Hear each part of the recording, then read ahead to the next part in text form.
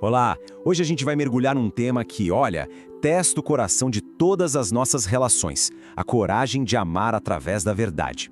É um convite para a gente olhar para dentro e, mais importante ainda, para quem caminha do nosso lado. Vamos fazer uma pausa aqui. Pensa um pouco. Quantas vezes o silêncio pareceu o caminho mais fácil, né? A omissão, quem sabe, uma forma de prudência. A questão que vai guiar a gente aqui é bem profunda. Será que o nosso amor é forte o bastante para oferecer aquele remédio que às vezes é amargo, que é o remédio da verdade? E para a gente entender de verdade a força e a necessidade desse ato de amor, a Sagrada Escritura nos dá um modelo, nosso modelo perfeito. É uma história que nunca envelhece e que acontece no coração de um rei. Vamos juntos revisitar a parábola do profeta Natã. Então, o cenário é o seguinte: o rei Davi, um homem que conhecia a lei, tinha cometido pecados gravíssimos. Só que a alma dele estava como que adormecida, sabe? Letárgica. O desejo tinha tomado conta de tudo e foi preciso a voz de um profeta para acordá-lo. E com uma sabedoria imensa, Natã não chega acusando de cara. Não. Ele apresenta uma parábola. Imagina só. De um lado, um homem muito rico, com rebanhos e mais rebanhos. Do outro, um homem pobre, que tinha só uma cordeirinha. E essa cordeirinha, ela comia do pão dele, bebia do copo dele, dormia no colo dele. Era para ele como se fosse uma filha. E aí vem a injustiça.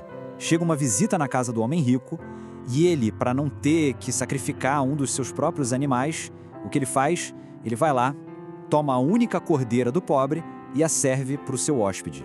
A crueldade desse ato é quase palpável, né? Quando ouve isso, Davi, o rei que se via como justo, fica furioso. O senso de justiça dele, olhando o pecado assim de longe, não hesita um segundo. Ele declara que o responsável por uma coisa dessas merece a morte. Mal sabia ele que estava pronunciando a própria sentença. E é nesse momento que, com toda a força da verdade, Natã aponta o espelho para o rei. A parábola deixa de ser uma história e se torna algo pessoal. A distância some. Esse homem és tu. E naquele instante a consciência de Davi finalmente acorda. O resultado imediato daquela correção tão corajosa foi um arrependimento profundo. Davi derrama a alma no Salmo 51, que é um modelo de contrição que a igreja reza há milênios. Uma alma foi resgatada. E tudo por quê? Graças a uma advertência feita na hora certa, a uma correção fraterna. Essa história de Natã e Davi, ela nos revela um princípio fundamental, sabe? A correção fraterna não é uma intromissão na vida alheia. Pelo contrário, é uma das maiores manifestações da caridade. É um dever que nasce do amor e, em alguns casos, da própria justiça. É muito fácil, né? A gente se esconder atrás daquele medinho de magoar, de criar um clima chato, mas, no fundo, isso é uma amizade falsa. A amizade de verdade busca o bem maior, a saúde da alma. É ser aquele amigo que, como um médico, por puro amor, indica o tratamento doloroso que pode levar à cura. Essa desculpa é antiga, hein? Vem lá de Caim. Por acaso sou eu o guarda do meu irmão? E a resposta que brota da nossa fé é um sim bem alto. Sim, nós somos responsáveis uns pelos outros. O nosso amor tem que ser um amor com obras.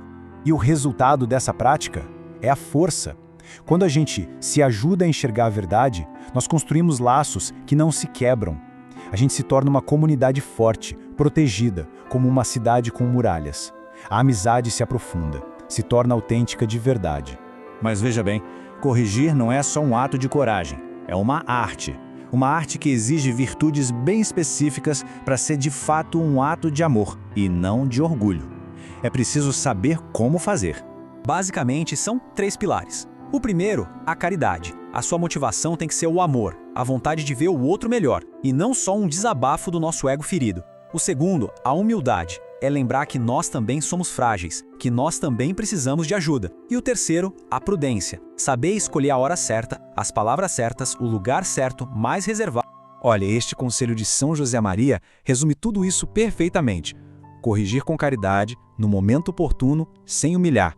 E olha que interessante, com a disposição de aprender e de melhorar naquilo que a gente corrige. É um ato de amor que tem que nos tornar melhores, tanto quem corrige quanto quem é corrigido. Agora, vamos virar a moeda. Porque tão importante quanto saber corrigir é saber receber a correção. Ser corrigido não é uma humilhação, não. É uma oportunidade incrível para a graça e para o crescimento. Então, qual é a atitude certa? Bom, antes de tudo, Humildade e silêncio para escutar. Resistir àquela tentação de se justificar na mesma hora. É acolher a advertência com gratidão sincera, porque, poxa, significa que alguém se importa de verdade com a gente. E, por fim, assumir o dever de refletir e, por que não, seguir o conselho que foi dado. A pessoa que é realmente humilde consegue ver além do mensageiro, sabe? Entende que por trás daquele amigo ou daquele familiar pode estar a mão do próprio Deus que usa de instrumentos humanos para nos guiar de volta para o caminho certo. E assim, juntando todos esses pontos, a gente chega a um chamado. Porque isso tudo não é só uma teoria bonita. É uma prática essencial da vida cristã. Um desafio bem concreto para o nosso dia a dia. Pense agora, de coração aberto, quem na sua vida pode estar precisando dessa ajuda heróica? Um familiar, um amigo, um colega de trabalho? A quem será que Deus está pedindo para ser um Natã, oferecendo com toda a caridade e toda a prudência a verdade que liberta e que salva? Louvado seja nosso Senhor Jesus Cristo, para sempre seja louvado.